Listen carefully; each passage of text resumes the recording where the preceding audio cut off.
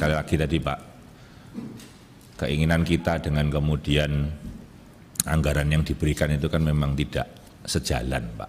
Jadi kami ini berusaha menghemat semaksimal mungkin untuk kemudian bisa menggeser-geserkan anggaran untuk kemudian bisa menutupi yang memang kita butuhkan gitu Pak. Jadi kalau saya tadi mulai dari Pak Ketua tadi terkait lumbung, insya Allah Pak, hari ini sudah ada 623 lumbung Pak di 623 titik desa. Betul Pak, di seluruh Indonesia termasuk sampai di Papua. Makanya kami sampaikan pada kesempatan yang baik ini untuk bisa disupport terkait memang kekurangan yang cukup banyak Pak. Nanti mungkin salah satunya yang saya sampaikan, uang untuk bansos sembako juga masih kurang 1,2 triliun Pak. Jadi ya yang 2025 ini Bu. Jadi posisinya nanti dia hanya 11 bulan ya. 11 bulan itu genap 18,8 ya kan. Yang 1 bulan kalau tidak salah 12 juta cuman 12,6 itu kurang lebihnya. Nah, jadi memang mungkin karena masih gelondongan tadi masih termasuk nanti mungkin mengakomodir, jadi mungkin nanti masih bisa bergeser lagi setelah Oktober Bu, kemungkinan kan begitu. Kemudian terkait DTKS Bapak, kami terima kasih masukannya, tapi insya Allah posisinya memang tadi Pak Muslik menyampaikan ke kami tadi, tidak apa-apa Pak, kami akan terima dengan sangat terbuka perbaikan-perbaikan terhadap itu, tapi memang yang perlu saya tegaskan bahwa kemarin itu memang sempat agak ricuh karena pada saat pembagian bansos lainnya yang di 2024 itu tidak menggunakan data DTKS. Jadi makanya kami juga posisinya kepingin tahu kira-kira seperti apa. Dan memang upaya yang dilakukan Bu Menteri secara prinsip adalah kita memberikan kesempatan kepada siapapun untuk melaporkan jika tadi disampaikan Bapak Ibu ada hal-hal yang dirasa tadi kurang pas bisa disampaikan melalui surat resmi maupun channel Usul Sanggah dan kawan-kawan. Karena memang tidak mudah mengelola data secara real di lapangan. Setiap hari yang tidak kita layakkan cukup banyak Bapak Ibu sekalian dari usulan teman-teman. Dan memang mohon maaf Pak Ketua, teman-teman SDM PKH itu memang tidak kita posisikan untuk memutuskan karena mereka akan kita jadikan, saat ini kita jadikan filter untuk tadi membarier keinginan-keinginan tadi yang dari misalkan disebutkan Pak Aceh tadi kepala desa dan kawan-kawan gitu Pak. Itu yang saat ini jadi kami gunakan kontrol untuk teman-teman. Begitu juga tadi terkait pendamping yang tadinya disampaikan terkait usulan. Jadi usulan mereka bertugas sekarang berdasarkan KTP dan domisili itu adalah atas usulan mereka sendiri sebetulnya. Karena dulu penugasannya tidak sesuai dengan domisili. Sehingga contoh yang di daerah Cianjur, perjalanan menuju tempat tugasnya itu 4 jam Pak minimal. Pulang pergi sudah 8 jam. Jadi tidak mungkin kalau dia kemudian melaksanakan di sana. Nah atas itulah kemudian sekarang kita eksekusikan berdasarkan lokasi tempat domisili yang bersangkutan. Nah ternyata pun begitu kami lakukan, kita temukan Pak, hasil yang kemudian ternyata dulu rekrutmennya tidak berdasarkan wilayah tempat tinggal. Jadi dulu itu kalau misalkan satu geng gitu masuk semua, nah begitu sekarang kita cek, ternyata yang berada di satu kecamatan itu ada 10 orang Pak. Ya itu mau tidak mau kan harus kita kemudian tugaskan sesuai dengan lokasi yang terdekat. Gitu. Jadi insya Allah kami sangat berusaha untuk kemudian supaya mereka bisa melaksanakan tugas dengan baik begitu. Nah selanjutnya terkait masa transisi dan kawan-kawan tadi sudah disampaikan juga dibantu jawab oleh Pak Aceh bahwa insya Allah program ini tidak terlalu berubah besar. Jadi apa yang kita susun di tahun 2025 ini sebetulnya tetap merupakan kelanjutan dari program 2024 sambil kita menunggu program lainnya nanti yang di pemerintahan yang baru. Tapi secara prinsip kita tetap pada konsep bahwa pemberdayaan ini merupakan tulang punggung kita dalam rangka melakukan graduasi kepada teman-teman atau warga yang miskin. kalau Pak Iskan tadi juga menyampaikan ke kita anggaran pengawasan, alhamdulillah memang kalau diberikan segitu ya kami syukur, tapi memang sebetulnya anggaran ini dari tahun ke tahun sama, dan perlu Bapak Ibu ketahui kami bekerja pun sekarang tidak terkotak-kotak.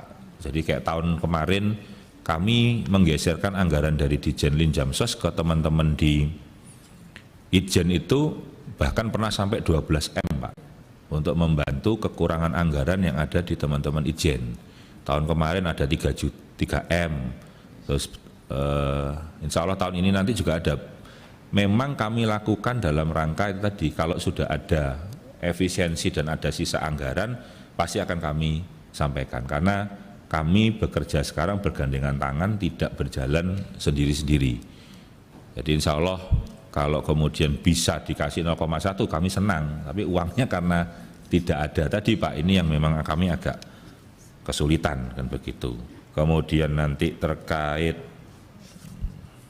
Bu Endang tadi permakanan nanti, nah RST Bu saya izin, RST itu memang dulu dirancang hampir beririsan dengan anggaran di PUPR, yaitu Rutilahu. Tapi insya Allah posisinya kami sudah sepakat dengan teman-teman di PUPR bahwa standarnya sama, yaitu rumah sehat, di mana atap, lantai, dan dindingnya sesuai dengan persyaratan di Permen PU. Sehingga kemudian itu yang kita pakai acuan. Jumlah anggarannya pun juga sama, 20 juta. Dikerjakan secara gotong royong. Dan insya Allah saat kemudian kita memberi bantuan, pasti akan kita cross-check supaya tidak double counting dengan yang sudah diberikan oleh teman-teman PUPR. Jadi insya Allah karena itu tadi memang enak turun Bu katanya kan begitu, ya kan. Nah tadi kalau saya ditanya kenapa kok turun, nah ini saya juga harus tanya ke Bu Esti, salah satu anggota yang di Banggar gitu loh, karena kan kami given terima pagunya kan given gitu. Nah makanya ini kan proses ini habis ini, setelah ini kan proses kami mengajukan tambahan, setelah plotting itu kami sesuaikan dengan yang kan begitu. Jadi ya itu tadi kalau Ibu tanya ya saya sampaikan bahwa kami akan tetap pakai DTKS, karena selama Undang-Undang 13 tahun 2011 belum dicabut, salah kalau kami kemudian memberikan bantuan di luar data DTKS, titik itu Bu, tidak ada komanya kalau itu. Kalau kemudian lain-lain tidak berani gitu Bu. Jadi itu yang paling penting ingin saya sampaikan pada kesempatan yang baik ini. Jadi kalau Bapak Ibu nanti ditanya ya jelas clear. Kalau ditanya teman-teman di daerah ya amanat undang-undang cuma satu data, ya DTKS. Perkara nanti undang-undangnya dirubah ya kita ngikuti lagi gitu. Tapi kan kita bekerja harus pakai aturan kan begitu. Nah kalau proses keberlanjutan tadi Pak Aceh menyampaikan sudah ada semua. Jadi saya sampaikan lagi Bu, tadi sudah saya sampaikan bahwa PKH tetap 10 juta targetnya. Sembako tetap 18,8 juta. Kalau tadi Bapak Ibu menyampaikan ada yang layak tapi belum dapat, nah yang perlu saya sampaikan ke Bapak Ibu sekalian, bahwa jumlah, contoh misalkan PKH kan 10 juta. Anggaran yang dikasih itu kan 10 juta keluarga. Yang perlu kita ketahui kan yang miskin itu kan lebih dari 10 juta. Jadi bukan karena posisinya tidak tepat sasaran, karena duitnya kurang Bapak Ibu. Jadi mungkin yang pas Bapak Ibu survei, yang memang nggak kebagian, ya karena memang pas nomor urut 10 juta 1. Jadi itu perlu saya sampaikan supaya clear ini Bu, supaya sedikit. Ya, boleh Pak Ahmad. Jadi begini, dari yang 10 KPM itu Pak, 10 juta itu, ternyata mungkin ada 20% yang tidak berhak menerima lagi, dan berkali-kali diusulkan untuk dikeluarkan, ya, tapi kenyataannya tidak dikeluarkan. Itu persoalan. Terima kasih Pak.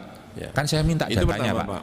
Yang kedua, melalui pemilu kemarin, ada beberapa kepala desa yang mengeluarkan, ya, karena tidak sejalan. Betul. Nah itu diakomodir oleh Kementerian Sosial, harusnya cek ke Pak lapangan bahwa yang dikeluarkan itu betul-betul orang yang membutuhkan. Tapi ketika sejalan dengan kepala desa lalu dikeluarkan. Nah oleh Kemensos, melalui Pusdatin itu diterima. Sementara yang 20% yang tidak wajib menerima ini tetap jalan. Ya. Yang dikeluarkan oleh kepala desa yang tidak sejalan diterima. Ya. Itu problem. Nggak apa-apa Pak, kan mekanismenya kami buat juga, gitu Pak. Makanya kalau mohon izin, kalau Bapak Ibu menemukan itu, tolong juga disampaikan ke kami. Karena apa? Kan saya nggak mungkin Pak, 18,8 plus 10 juta ini terus kemudian kita sendirian juga tidak mungkin. Makanya peran serta kita semuanya juga saya butuhkan Pak untuk bisa disampaikan.